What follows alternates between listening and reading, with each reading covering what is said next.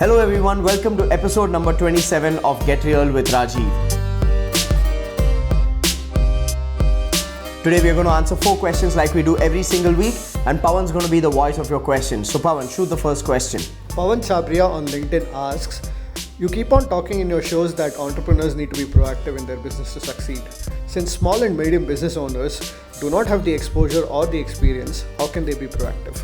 Well, Pawan, I think you've addressed a very, very important pain area. Like you said, on one level, entrepreneurs and business owners need to be proactive to be able to build a stable and successful business. Which means what? They need to proactively market, they need to proactively sell, they need to proactively deliver on operational promises that they have to their clients. So they have to be proactive. There's no other way to build a stable and successful business. It will not happen by itself. So that's on one side. On the other side comes the challenge. The challenge is that small and medium entrepreneurs don't have any experience. So how do they be proactive? How do they know what strategies to use in marketing? What systems to build in sales and in operations? How do they know it? Well, there are 2 ways of learning.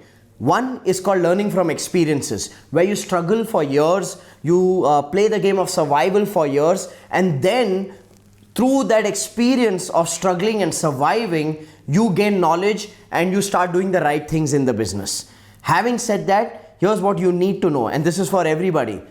When you take this path of learning through experiences, you are exposing yourself to a huge risk. The risk of failing, and not just failing on the outside, but failing on the inside. Because what happens is when people go through years of struggle and survival in business, they damage their own belief system of what is possible in their business. Instead of playing the game of growth, they start playing the game of month-to-month survival, and they feel happy as long as they're able to pay their expenses on time. For me, that is a casualty of using the approach of learning from experiences. Experiences are great, but in most cases, experiences create fear and they limit your game. That's why it's important to take the second path of learning, which is learning from experts. That's where it is necessary for every entrepreneur, whether you are a new entrepreneur or a stable entrepreneur or a successful entrepreneur, to have somebody as a coach or a mentor who can help you take your game to the next level. Because what you need to understand is this: knowledge is required by every entrepreneur at every stage of their business. Because if we do not gain that knowledge, we can't move to the next level. Now, if the argument is I'll figure it out myself, then what you need to know is if you could have figured it out yourself, you would have already figured it out. So either you choose the slow process of learning from experiences, which includes a lot of suffering, a lot of survival mindset, a lot of limited beliefs, or you choose the pathway of investing in learning through experts and have mentors and coaches who've been there and done that. Don't just fall into the trap of hiring mentors and coaches who have no experience of building their own business but are going out there and teaching the world how to build a successful business. Have mentors and coaches who've been there and done that and learn from them. Now the real question will be, but Rajiv, we are small and medium entrepreneurs. If we have to learn from experts, we need to pay, so we don't have the money. Well, you need to ask yourself, do you want to invest or do you want to waste years? Because either ways, you're losing money. Okay, in the first way, at least you're investing and there is a return to investing with coaches and trainers. But in the second way, you're just going with the flow and you're losing money. So you need to understand this. Business requires you to have the mindset of investing. And if you don't have that mindset, then God bless you, because you're defying the laws of nature. Because nature's law is first you need to sow, then you need to reap. But the mindset most people have is first let me make the money, then I will invest in learning. It doesn't work that way. So stop defying the laws of nature. That would be my advice, Pawan. So let's go to the second question. The second question is from Annalise Mansanda Piers on Facebook. She asks, how to actually ask for that sale at the end of your workshop or webinar? So Annalise, I'm guessing with this question that you're a trainer who's conducting programs and you're offering some kind of a next level workshop or some kind of services at the end of your program. This is a question a lot of trainers and coaches ask me, that Rajiv, don't you find it awkward to sell something at the end of your program, or doesn't it make you go inside your head and feel like, okay, are you being pushy or any such things? Well, let me tell you something, Annalise. I have a different paradigm. I believe only a person who has conviction in what they are offering, these are the type of people who sell effortlessly. My mentor Blair taught me this pretty early on. He said that the most difficult sale to make on the planet is the sale you make to yourself. When you are convinced that you add value to people, then it's not really selling. It's just telling them to buy and take it as the right advice for them to move to the next step. So Annalise, you need to ask yourself, if you are hesitating in offering your next level program, workshop or services at the end of your seminar, then ask yourself, do you believe in what you do? Because if you believe in what you do, and if you believe that what you do adds value and makes a difference to people's lives, then you will genuinely advise them to take that next level. And then it will not really be a sale. It will genuinely be an advice coming from the core of your heart, and people will get that authenticity, provided you've already added value to them in your preview seminar or your webinar. When people have gained value from you already, they trust you, and when you are convinced that you will make a difference to people and you offer the next level, then people will see that conviction and buy from you. So look at it as serving people, not selling. That should help in making sure that you are giving what you have at the next level in a manner where there is conviction and there is no hesitation on the inside. I hope that makes sense, Annalise. And at the end of the day, that is also a skill, Annalise. So if you'd like to learn that skill, I would highly recommend that you come on to the Game Changers Festival platform. It's a 3-day phenomenal event that happens once a year in India, where trainers and coaches from across India come and learn from 12 amazing masters. I'm one of the speakers there, and I teach how to sell from the stage at that event. So Annalise, I would highly recommend that you come to the Game Changers Festival. Let's move on to the third question. The third question is from Ahmed Khan on LinkedIn. He asks, what was your mindset during the days of struggle? What exactly encouraged you to restart again and invest so much in learning? Well, Ahmed, right? Ahmed, I would be a liar if I told you that the day I went bankrupt in 2012 December, I woke up immediately and told myself I'm going to make it happen. Obviously, the failure hit me. It actually took me a good 3 to 4 months to even accept that I was in debt, to even accept that I had to make changes in my lifestyle, start saving money, and to accept that things are not like the way they have been so far. So for the first few days, I would say I lived in denial stage, where the denial was filled with a lot of lack of acceptance of my financial situation. So I just went with the flow saying, no, it's fine. It's just a matter of months. It's just a matter of next month. We'll figure things out. So my first phase was denial. Then I think April 2013 is where the denial turned into acceptance that, hey, you know what? We are in a huge mess and this is way bigger than what we think it is. And from denial, after that acceptance, I moved into a stage of desperation. So, when you are in debt, you want to repay people quickly. So you want to make money quickly. So I became desperate about looking at opportunities to get rich quick. So I fell prey to every shiny object that there was. Someone told me do real estate joint venture deals because real estate joint venture was a hot thing in 2012, 2013. I went ahead and did that for 6 months. I'm not saying that business does not work, but it's just that I was doing it with the energy of desperation. And I truly believe when you do anything out of desperation, then the universe does not give you the result. I believe desperation creates repulsion. So I did a little bit of real estate joint venture deals. I tried my hand at a few digital marketing schemes where they said you can make money online easily. Then I tried my hand at export import, copper wire scrap trading. I did all sorts of things only with desperation. So I can break down my post-debt phase from December 2012 into phases. December 2012 to April 2013 was denial.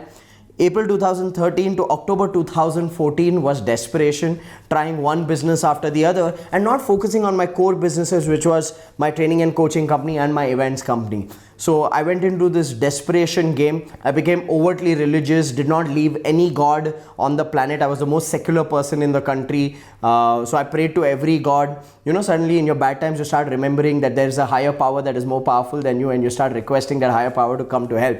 So I did that piece. So that was a long duration of desperation.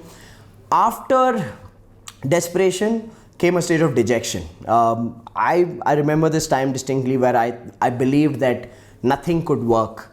And at that point of time, I would say that my wife was my biggest strength because she told me that you're not done, and she would keep pushing me to believe in my dreams. She would only say that, look, at the end of the day, if you improve, your results will improve. So she encouraged me to learn. So I would say that having a supportive spouse was probably a game changer for me, because I know a lot of people who come to my programs and they want to sign up for coaching, but their biggest barrier is their spouse. and they feel like, no, if I tell my wife or if I tell my husband I'm investing this much in learning, they wouldn't allow it.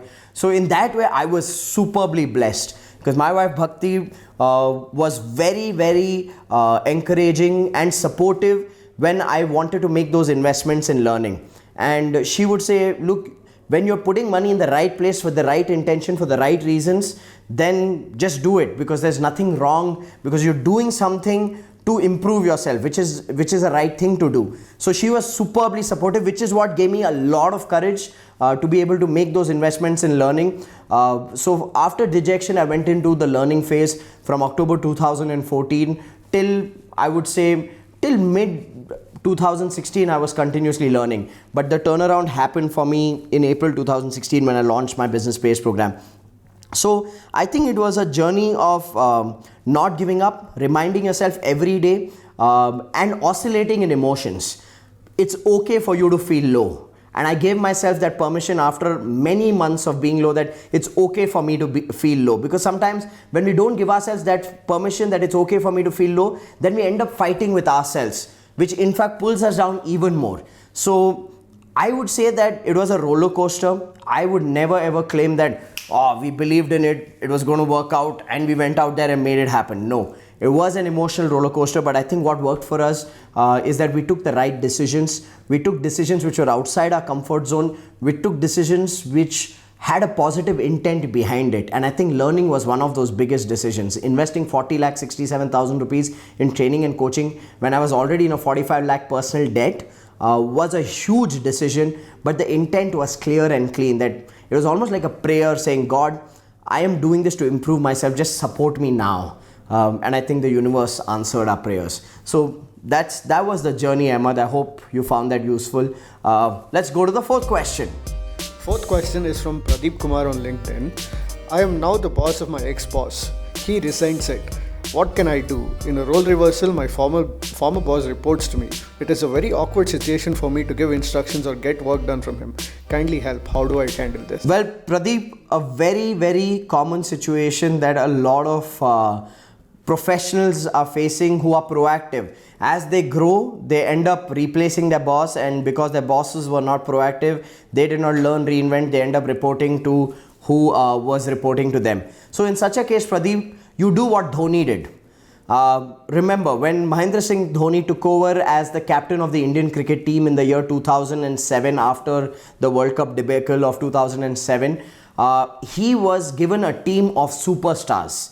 He had Sachin Tendulkar, Virender Sehwag, Saurav Ganguly, Rahul Dravid, Yuvraj Singh, who were all established superstars, and this was a young Mahendra Singh Dhoni who was given the responsibility to lead his ex-leaders.